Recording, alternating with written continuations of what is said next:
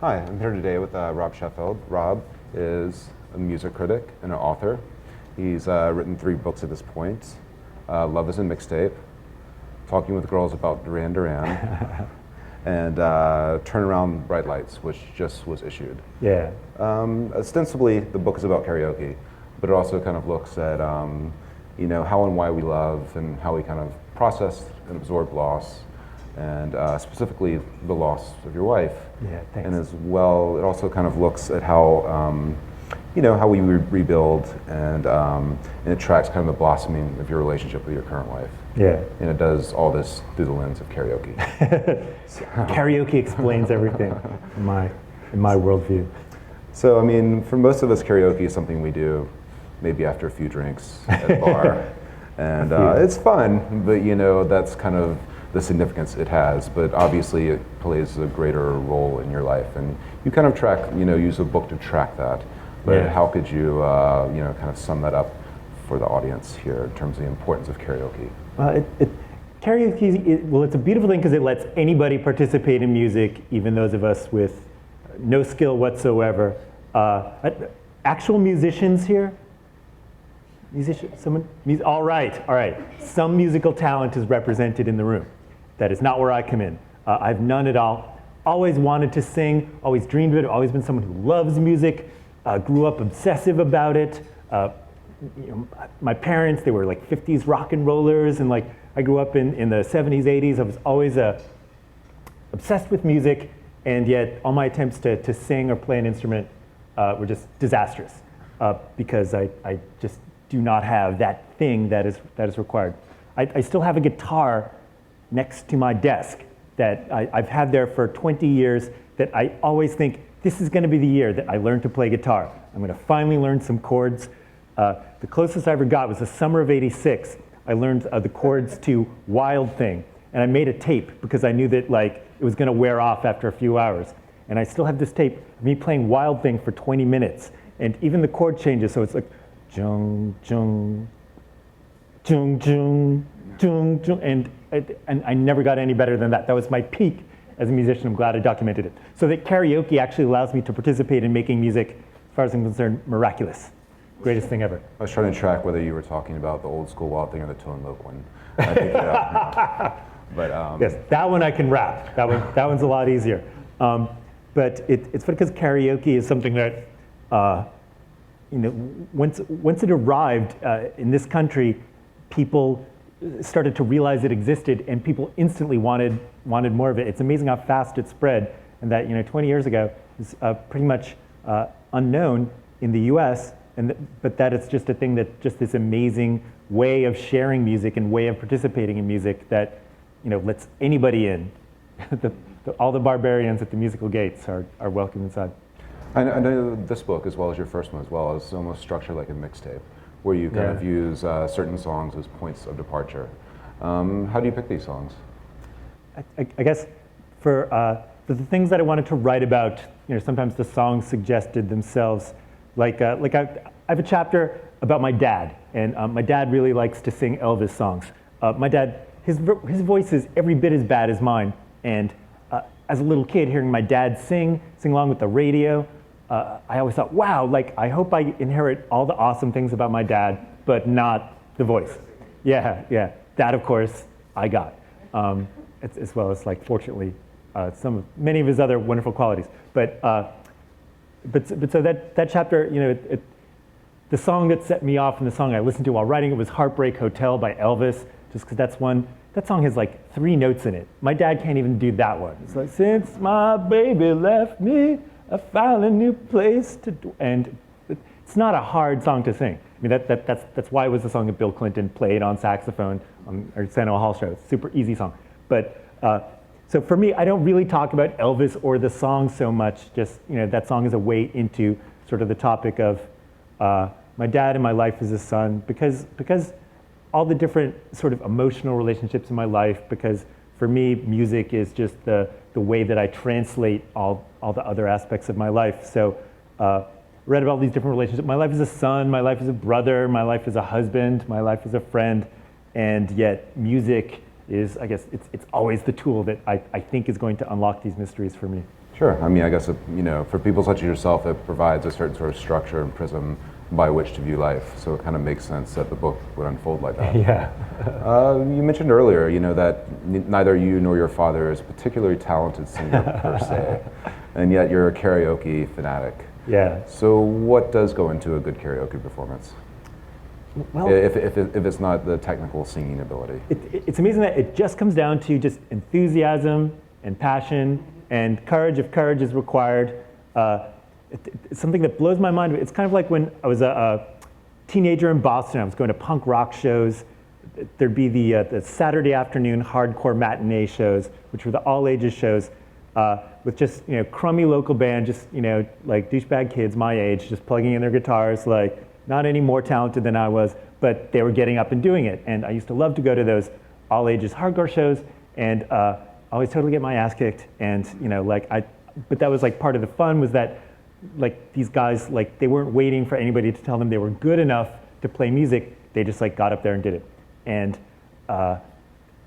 karaoke has that same kind of punk rock spirit where if you're willing to get up and do it, that's all that's required.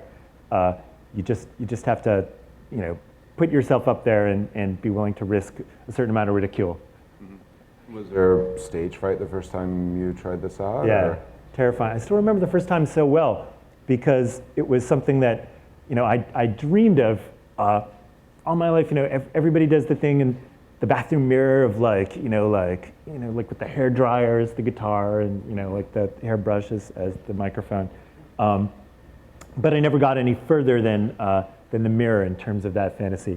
I was out to dinner with some friends, and they're total karaoke fiends, and they were like, "Yeah, we're gonna sing," and I was like, "Yeah, I'll sit, I'll enjoy, I'll listen to my friends, I'll clap, I'll soak up the vibe, and that'll be that," and seeing them do it, but also like seeing just the way everybody like had so much fun with it, it kind of like lured me in, and sang a song by ELO, just this unbelievably great like rock classics of the 70s, where Telephone Line, everybody remembers that ELO song. It's like, I was like, yeah, that's a like up-tempo one, that's one that everybody can sing, doo-wop, doobie-doobie-wop. I forgot that like before you get to that like chorus, you go through like some of the most depressing, desolate, lonely, desperate verses where like the guy's on the phone, he's like, "Hello, how are you? Have you been all right?" And he's just talking to her ringing phone, because answering machines weren't even invented yet.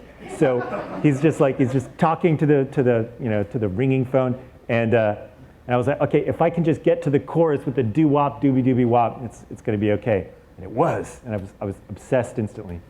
I know you talk some in the book, I believe, about like certain songs that have been detached from their meaning, like one, U2's, for example, Yeah. which is not a love song per se, but people kind of interpret it as such. What sort of feedback have you gotten from actual musicians about how they feel about people doing karaoke for their tracks? Something that blows my mind is how much actual musicians love karaoke. It's really funny, like how much like real rock stars who actually have their own songs and their own audiences and their own concert halls. I remember the first time I was talking to Simon Le Bon of Duran Duran, Nick Rhodes, like two of my all-time rock idols, and I just written a book like name checking them in the title, and I was interviewing them for Rolling Stone, and they said, "Well, what's your next book about?" And I said, "Well, I have this idea, I want to write about karaoke." And they were like, "Oh, karaoke!" And Simon Le Bon told me that the first time he ever sang karaoke was in the 80s in Malaysia, and they'd never heard of karaoke before. They saw it in a karaoke bar, and he got up and sang "Material Girl," and Elton John's manager just like got up there and started like doing a striptease, like and the way he talked about it, like he remembered, and I was like, dude, you're an actual rock star. You don't have to sing "Material Girl" to get an audience. You've been singing your own songs in front of your own crowds for 30 years, but he still remembers that night, and that kind of blows my mind. A friend of mine interviewed Robert Plant, and for Rolling Stone, Robert Plant just had the most amazing story about doing karaoke in China, where nobody recognized him, nobody had heard of him, and and he was like, I'm going to bring the house down, and because there was a karaoke contest at the end of the night. He did Elvis, It's Now or Never, and he said, but I came in second. I was beaten by a guy from Taiwan doing Tony Orlando and Don tie a yellow ribbon around the old oak tree.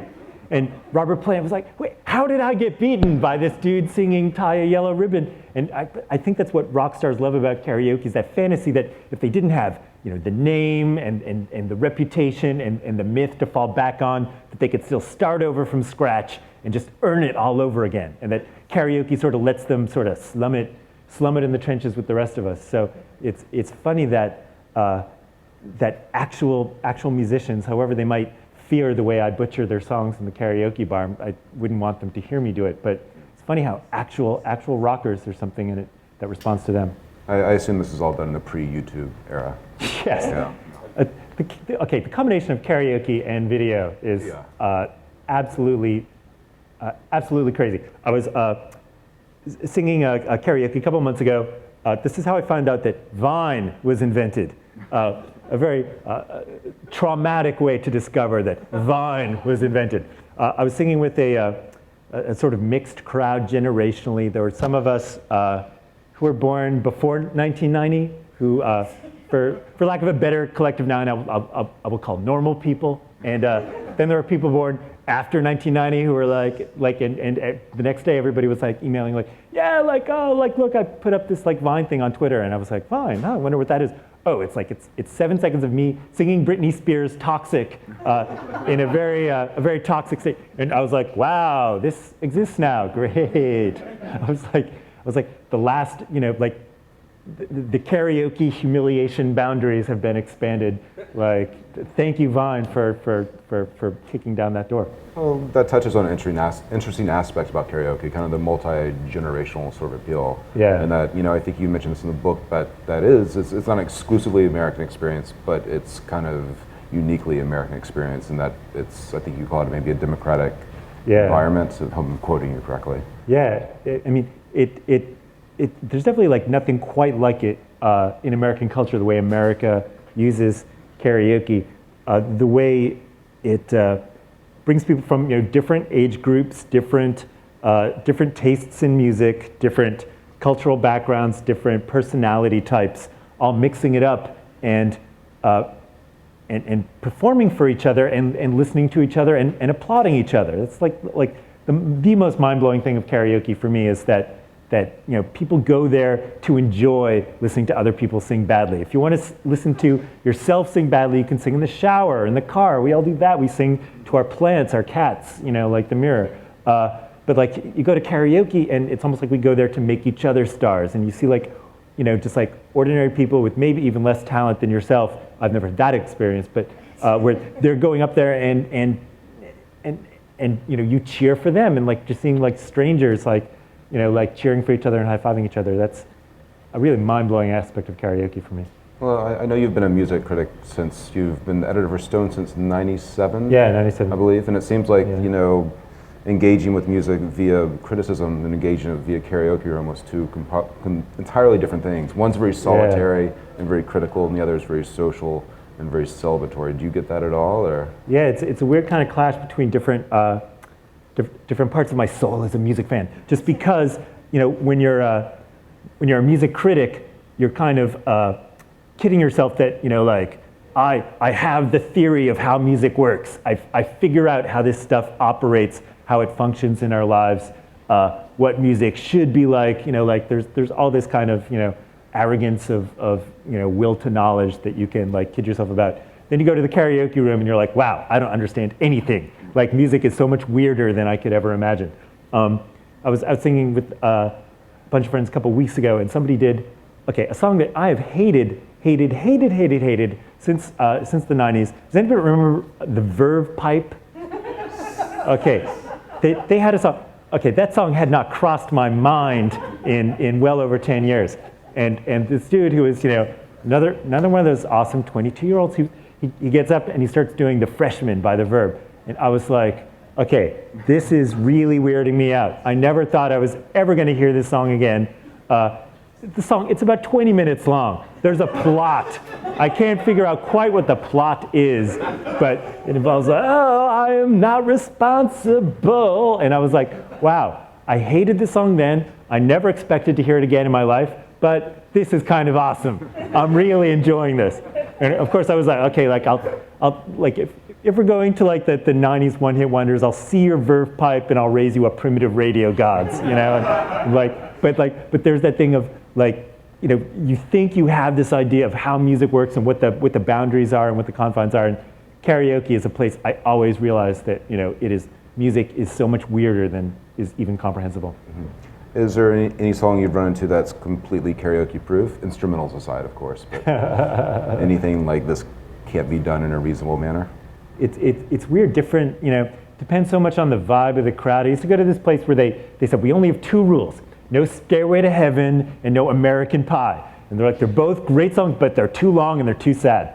Sometimes people, you know, they feel like doing a long, sad song, like, you know, like that damn verve pipe song. And yet, you know, if somebody brings, you know, that requisite enthusiasm and passion to it, you know, you can listen to a song that you've hated for years and think like, okay, I get what this person hears of themselves in this song, and I'm hearing, even reluctantly, some of myself in this song. I mean, it seems like as a music critic, you have the ability to kind of break songs down, you know, in terms of kind of their technical, kind of mechanical component parts, like, you know, the bigger chorus, you know, a bridge at a certain place. Do you find yourself doing that in terms of karaoke songs, saying that, you know, listening to this and like this would be the perfect template for a karaoke jam? Yeah, it's wild how just like getting into the sort of karaoke mindset, but also having the critical mindset, you realize, you know, like how some people, well, you realize how they write songs for their voice. And, you know, Neil Diamond is a great example. Okay, I grew up in America, so I love Neil Diamond. I've always heard those songs. My parents always had them on the radio, and I thought I knew those songs, and I thought I appreciated the Neil Diamond sort of cosmology. And yet, you sing them in a karaoke bar, and it's like, wow, this guy, he really knows how his voice works, what his limitations are. He has lots of breathing spaces in his songs, so I like them a lot. Because like he likes to sing one line and then like wait about 30 seconds. You know, love on the rocks, you know, like ain't no big surprise. And you know, that man is pure confidence, pure, you know, superhuman bravado, and you hope a little that's going to rub off on you when you sing them. Mm-hmm. So I know you titled the book "Turn Around Bright Eyes." I mean, it could have just easily been "Sing My Life" or any of the other numerous chapters you have. Why did you single out that one particular song? Well, Total Eclipse of the Heart is one of those karaoke things. You're always going to hear it in a karaoke bar. It's like that and like Living on a Prayer, Don't Stop Believing. There are some songs that, you know, like you hear them all the time. Once went karaoke with a friend of mine who's a wedding video guy, and he was like, he was getting really stressed out. He was like, just hearing Don't Stop Believing and Living on a Prayer all night. He's like, this is like being at work, you know, because like those songs are just, you know, they're requisites. For me, Total Eclipse of the Heart is a really personal, because that's the first song that I sang as a karaoke duet with my wife, which was like just when we first met. It was 10 years ago. I brought her to a party in New York, in Chinatown. A friend of mine had a loft party. It was, in all candor, it was a fairly druggy party, and it was kind of a strange sort of vibe. And of course, karaoke was part of that. They had a couple of karaoke hosts, and I said to Allie, I was like, let's do a duet. And she was like, yeah. And we picked out Total Eclipse of the Heart. And she just instinctively did the, you know, the hard part that every now and then I'll get a little bit, you know, there's one part of the song that has like 600 words and it's like really complicated. And there's one song where it's easy because it's just turn around. And I was just doing the turn around and turning around. And I was like watching her, and you know, she doesn't know anybody in this room, you know, like these are my friends. And I was like, wow, this chick is fearless, you know, like, and I was like, wow, like, I feel like just like singing this song with her, I feel like I'm learning all this stuff about her. And so it's like funny that song, like, I just associate with, you know, with that moment, because like falling in love with someone and karaoke, they require the same kind of courage, the same kind of, you know, delusion on some level, you know, like, you know what the downside could be, and yet you're like, okay, I'll take a chance on this anyway. And So for me, like getting obsessed with karaoke around the same time that that it's like starting my relationship with her. For me, that song, Total Eclipse of the Heart, they're very, very woven in with that sort of emotional change. Mm-hmm. Would you two begin to practice karaoke at home before going out to karaoke? No, I feel like practicing karaoke is kind of, Side the point. yeah, it's kind of like I remember when Trivial Pursuit was new, and my parents had a friend that they would play Trivial Pursuit with, and they would like try to learn. They would like study the questions so they could. And I was like, that takes the whole point out. That makes it not a game anymore. They had a very uptight couple friend who would quiz each other on the yellows and the browns, and they'd study the cards so they could remember. I was like, that's not the way the game is supposed to be. And I feel like karaoke, it's the same thing. I feel like if you're actually rehearsing, although part of the thing is that some people, that's what they bring to it. They love to rehearse. It makes them better singers. I don't do it that way, but everybody brings their own karaoke mojo to it. Mm-hmm. I know in the book you also mentioned you and Allie's shared respect and admiration for the music critic Greil Marcus, who wrote many books. Yeah. Have you seen him karaoke? Does he have a go-to karaoke jam, do you think? He told me he has never karaoke. This is Greil Marcus, one of my all-time writer heroes, who's always written about music, and he actually had a band of other authors that he played in, the Rock Bottom Remainders, with Dave Barry and Stephen King and Dave Marsh and a bunch of other flat out no talents who just were just writers who enjoyed having this garage band together.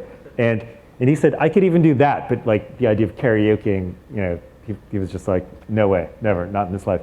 But it's funny that for music critics and for those of us who adopt a kind of who aspire to a certain studious expertise about music, it's weird how much of that you have to let go of in the karaoke room, because all your theories that you bring in are can be completely invalidated by one dude singing the verve pipe. It's really weird.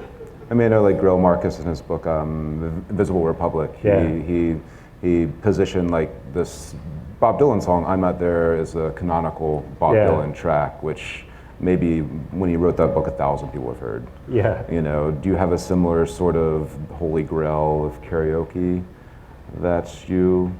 There are some songs that I like to sing at karaoke because I kind of think that these are songs the world has forgotten, that maybe one karaoke bar at a time we could sort of revive them, because there's definitely the phenomenon of songs that are hits, then they disappear, and then they kind of come back in public consciousness only because of karaoke. Total Eclipse of the Heart is a good example. That's one that karaoke made that song. That's a song that was a hit, then the radio was not playing it anymore, but because people love to sing that song in karaoke bars. Another great example is Genuine Pony, which was huge summer hit, summer '96. I was living in the South back then. You heard that song everywhere. The most filthy song, the most perfect song. And that's a song that has come back and it's become famous again, strictly because people love to karaoke it. And it brings out something super bold in people, super brazen.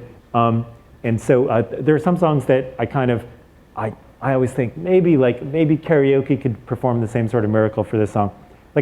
Frankie Goes to Hollywood, okay, they had a sensitive love ballad called The Power of Love. It was their third hit. Oh my God, I can't believe you remember that song. Nobody knows that song. I'm kind of shocked. Everybody remembers, Frankie Say Relax. Relax is a great song. Everybody could probably sing that one. That's a great karaoke song.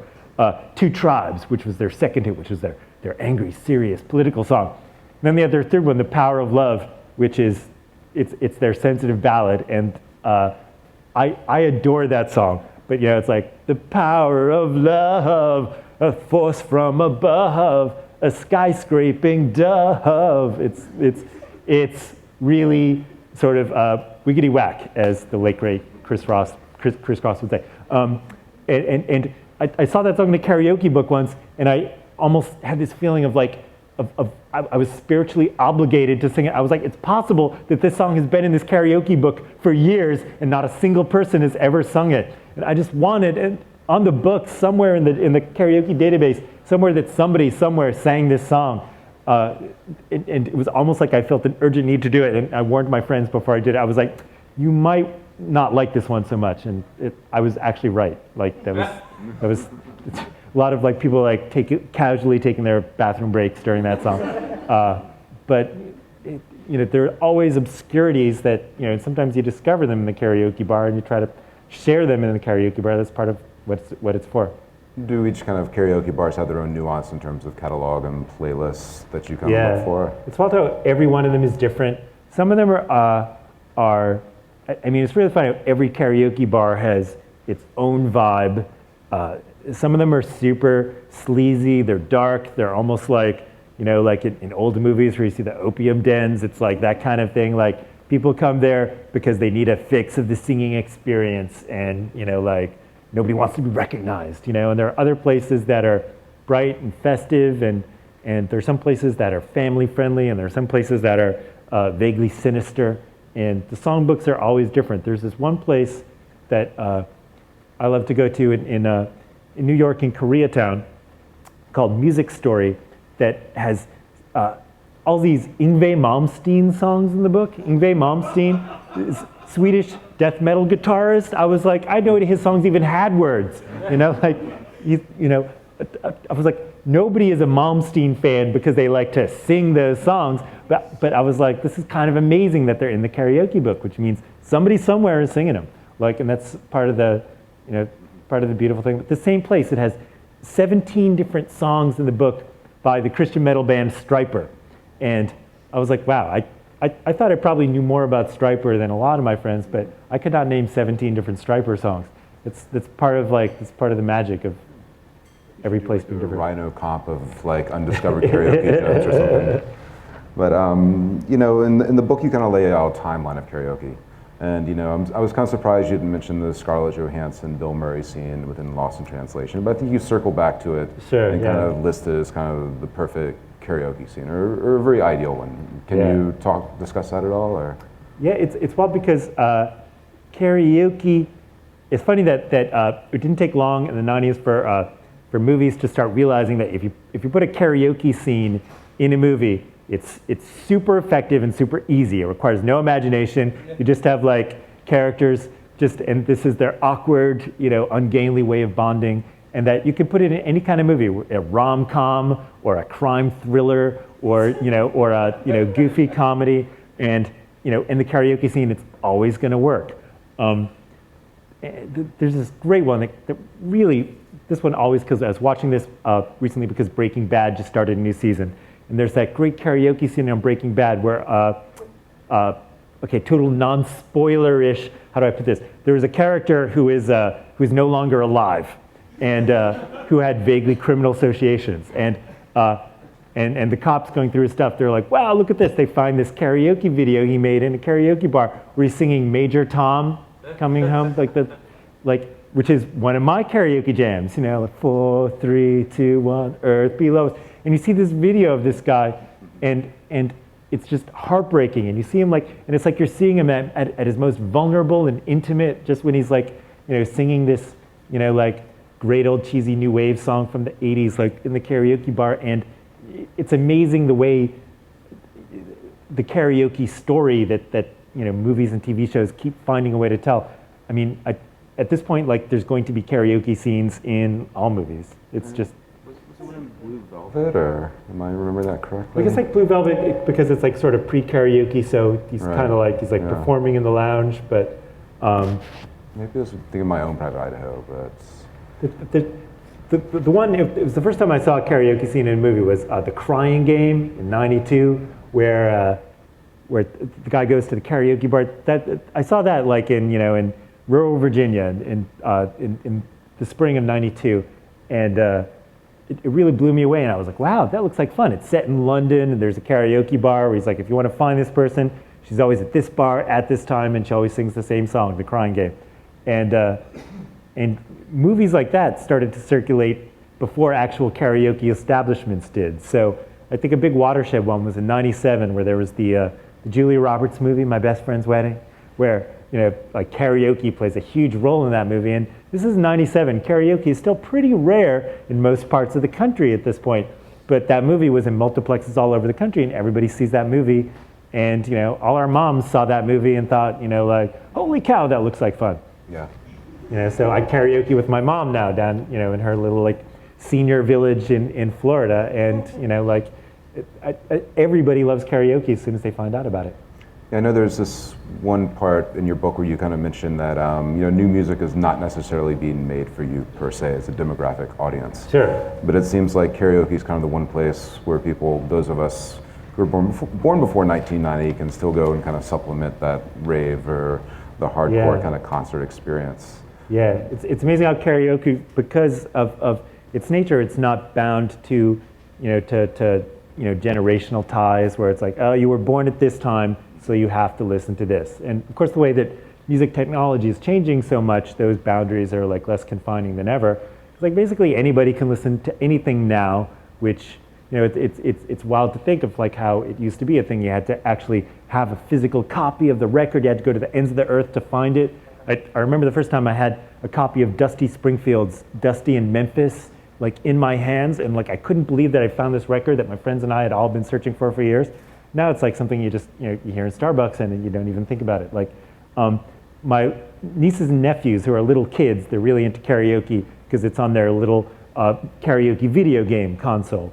And it's funny, it's kind of like traumatic for my sisters because my nieces and nephews who are all like toddlers, little kids, they love doing these songs that my sisters thought that maybe they'd heard the last of. Like my nieces and nephews, they love to do Copacabana. Remember like that one? They actually have this dance routine that they choreograph where like one of them is Lola and one of them is Tony and one of them is Rico, he wore a diamond. And they act out the whole plot of the song. And my sister, I vividly I love the image of my sister watching this, and she's like, I kind of thought that this song already came and went for me. She's like, I did not envision an adulthood where I was hearing this song 10 times a day. And they love to do Dust in the Wind and Sister Christian and all these other songs that my sister can't stand. But that's part of that's part of like how karaoke is just part of how technology in general is just opening music up to people. Music changed drastically in these past 10 years just in terms of the technology side. Has there been any transition in karaoke similar? Well, because karaoke, because it's so mobile now, like I actually did, my wife was out of town last year, and actually we was like, hey, this would probably work. I actually brought the laptop to the karaoke bar and we did Skypeoke. And it was like, that really worked. It was not necessarily my proudest moment, and I'm sure for people walking by and looking, they were like, okay, this dude has a really sad life. He's in the karaoke room by himself singing to a screen. But that was fun, and just the way a friend of mine in New York found this place this Korean place in the East 30s that has spa karaoke. Or where she had a spa karaoke birthday party where it's a spa where they have a karaoke machine. And the birthday girl's getting a pedicure while she's singing Stevie Nicks. And it's her two favorite things in the world, spa and karaoke. Now they can be combined, the future is completely unbounded. The idea that you can get your nails did and sing your song at the same time, it's just mind-blowing. Absolutely. I have a couple more questions, but I was wondering if anyone in the audience had anything they'd like to ask Rob at this point.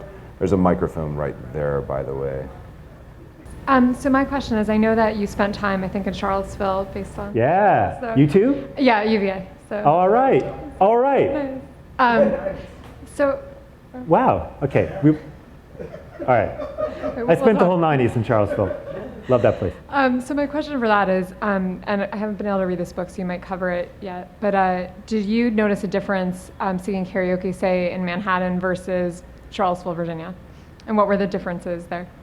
Well, it's wild because it's funny that karaoke, it's so different from place to place that the boundaries, when I go back to Charlottesville and I sing karaoke, 'cause I still go back there all the time, still have lots of friends and family there. And it's wild that you hear a lot more country songs there, and but there's different, because every place has its different vibe. The first time I heard that country song, Before He Cheats, Like, remember that? Like, that was like a Carrie Underwood hit a few years ago. First time I heard that was in a karaoke bar, and it was in Charlottesville, and it was just someone that I didn't know just getting up to the mic and singing this like super scary song, like, you know, about like how she's gonna like destroy this guy's car, destroy his life, and it's actually like it mentions karaoke, you know, like oh, she's probably singing some white trash version of Shania karaoke, and it's like, wow, like, and I was like, hearing this song in a karaoke bar, absolute best first way to hear it, and I will always love that song because of my first experience with it. So it's really fun going like and seeing karaoke all over the country. It's funny how every place has its, you know, its different rituals, its different, you know, it's different etiquette and it's different code, and it's funny how it's different every place. It's part of the fascination for me. Have you ever heard a song at a karaoke bar that you really liked, then heard the original version and been like, this is trash? Boy, all the time. Yeah. It's funny.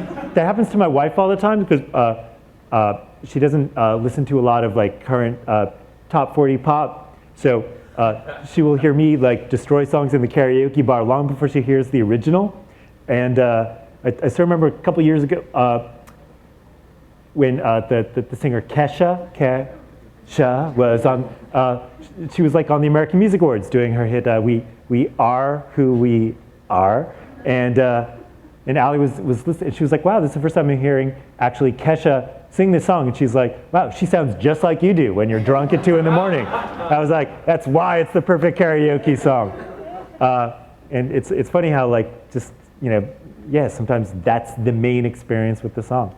I haven't been in a karaoke bar in a really long time, and I have very limited experience. Time to change that. I know. So back whenever that was, hip hop rap basically was not available in a karaoke. Yeah. I mean, it wasn't as big, obviously, culturally as it is now, but it's a huge part. I mean, it's a huge part of music. It's a huge part of pop music. So has that changed? Is it changing? Do you find rap like options in karaoke bars more than you used to? It seems like as far as like if karaoke is like a fantasy for people, that there's a lot of fantasy in rap music and lyrics. And yeah, make definitely. A lot of sense, but it's not singing necessarily. Yeah, so. But it's vocalizing and performing, and there's often like, you know, like different singing involved.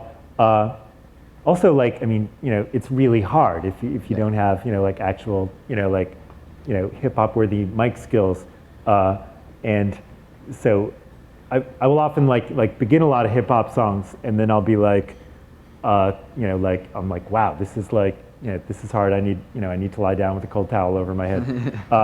I will try like Mo Money, Mo Problems, like, and I was like, okay, the Mace verse I can handle. The Puffy verse is a little complicated for me. The Biggie verse, like, I am not even worthy. I'm just, you know, like, I'm not even gonna step to that one.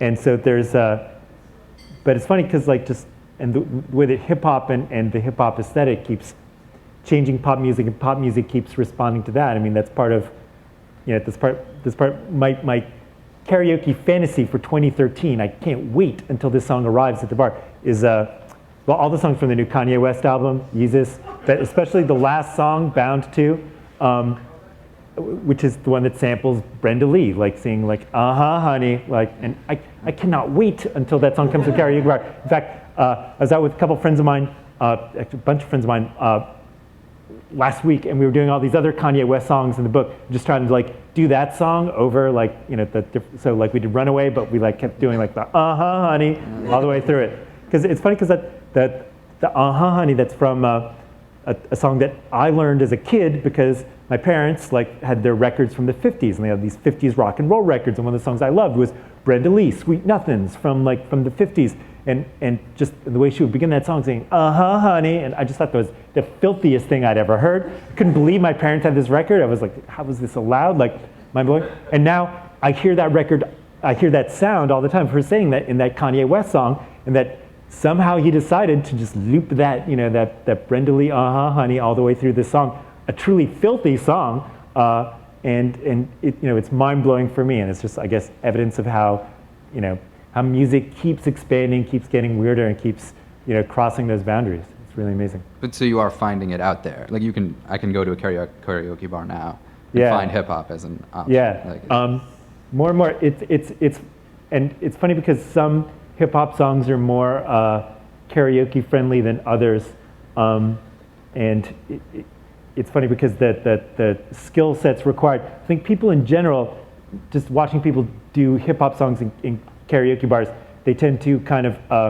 overestimate their mic skills, and that like you realize there's a reason Jay-Z is Jay-Z and you're not Jay-Z, because like you try to do, like I once tried to do H to the Izzo, V to the Izze, and I was like, wow, like the chorus I could handle, but I was like, I felt like I owed Jay-Z an apology. I was like, I didn't mean to do this to your song, like if I ever meet you, I will have to apologize for that. But do you feel the same way if you don't hit a note from a singer? That it's this. Yeah, the same way. I mean, if I'm okay with the fact that I'm just like, I'm not going to do justice to the song. I can't aspire to do justice to the song. All I can do is just shine my own, like badly performed version of it. Just my way of saying thank you to the song and to the artist.